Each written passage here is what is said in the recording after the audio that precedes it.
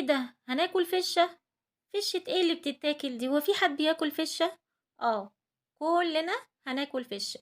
بعد الفيديو ده كلنا هنغير رأينا في الفشة وهنعملها وهناكلها.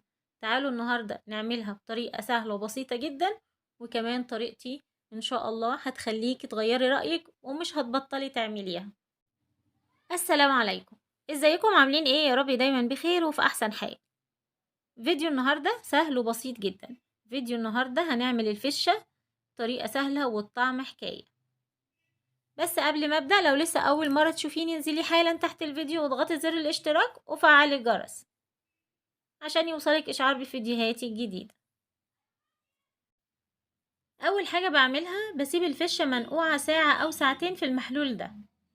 المحلول ده عبارة عن ايه؟ عبارة عن مية ونص كوباية من الخل الابيض، معلقة كبيرة من الملح، معلقة كبيرة من الزنجبيل البودر،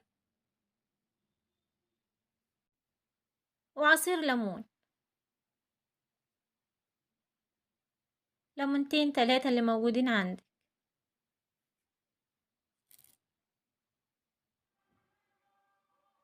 تمام كده.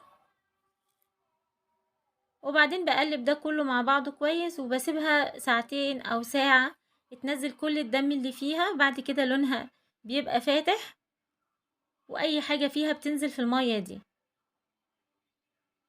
شايفين انا مجرد بس لسه يا دوب حطاها في المية وبدأت تنزل الدم اللي فيها. هغطيها بقى واسيبها ساعة او ساعتين.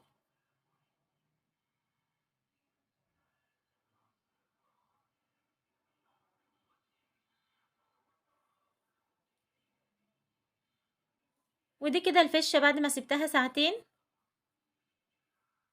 شايفين لونها بقى فاتح ازاي، وتقريبا نزلت كل الدم اللي فيها. وانا هنا كده غسلتها، طلعتها من المحلول وغسلتها.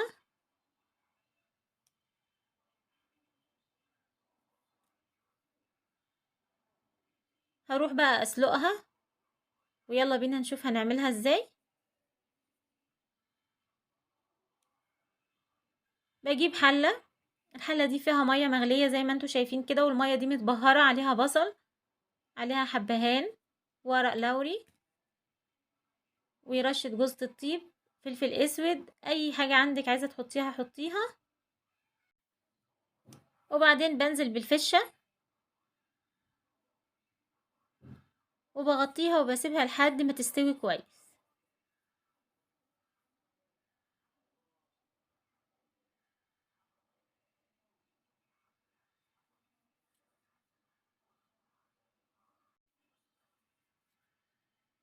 ودي كده الفشة بعد ما بتستوي، ده شكلها كده.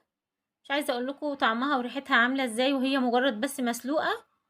طبعا المية اللي كانت مسلوقة فيها كانت متبهرة وفيها بصل ومحطوط فيها بهارات كتير، فطعمها حلو جدا. ممكن بقى تاخديها بالشكل ده كده وبتحمريها في معلقة زبدة وبترشي عليها فلفل اسود وكمون وتتاكل كده جميلة جدا. وممكن تعمليها زي ما انا هعملها، قطعتها قطع صغيرة كده زي ما انتوا شايفين، شرايح صغيرة.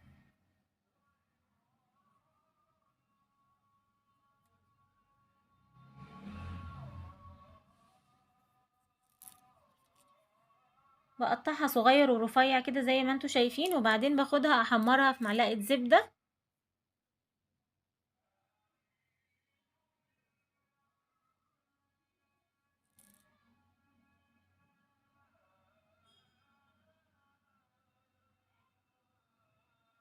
تمام كده. انا هنا حطيت زيت ومكعب من الزبدة، وبعدين نزلت بالفشة بفضل احمر فيها. انا عايزاها تتشوح كويس جدا وتاخد لون شوية. بعد كده بنزل عليها بالثوم.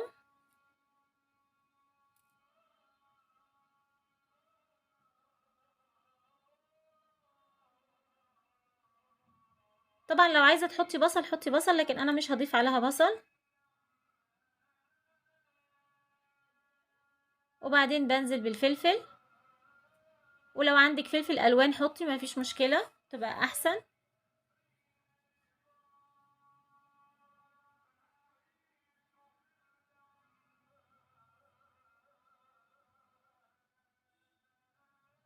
وبقلب ده كله مع بعضه كويس.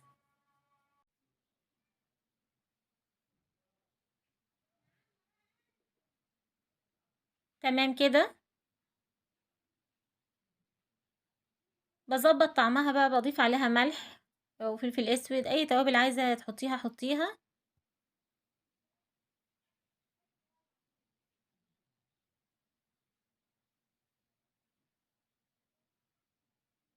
انا هنا حطيت عليها فلفل اسود وكمون وزنجبيل،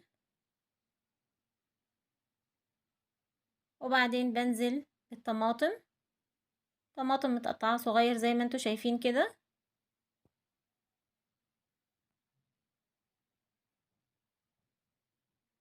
وبقلب ده كله مع بعضه 5 دقايق بالكتير خالص، وبعد كده بطفي عليها، وبعدين بضيف عليها بقدونس.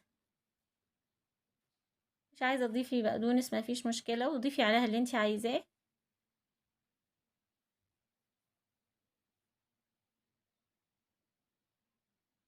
ودي كده الفشه، مش عايزه اقولك بقى الطعم عامل ازاي والريحه، وكمان شكلها حلو جدا.